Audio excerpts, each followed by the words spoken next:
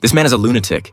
He kidnapped someone else's child. The child's father, Simon, immediately jumped into his car and gave chase upon discovering what happened. When he tried to call the police, he realized in his panic that he had forgotten to grab his phone. At that moment, his car ran out of gas and came to a halt. Simon could only watch helplessly as his son Mike was taken further and further away from him. He flagged down a passing car, borrowed a phone, and called the police. When Mike's mother, Bella, learned about the abduction, she was on the verge of a mental breakdown. Days went by, and despite the ongoing police investigation, few useful leads emerged. The kidnapper hadn't even sent a ransom note. Simon and Bella were in constant agony. Then, 2 police officers received a report from community residents. Some residents reported that recently, they had heard the sound of a child crying coming from Hans's house at night. The officers went to Hans's home to investigate. When they asked Hans if he had any children, he replied that he didn't. But at that moment, one of the officers noticed children's clothing inside the house. The 2 officers took decisive action, subduing Hans and searching the house. They discovered a pool of blood and Mike's corpse. The police informed Bella over the phone. Simon and Bella demanded severe punishment for the kidnapper Hans.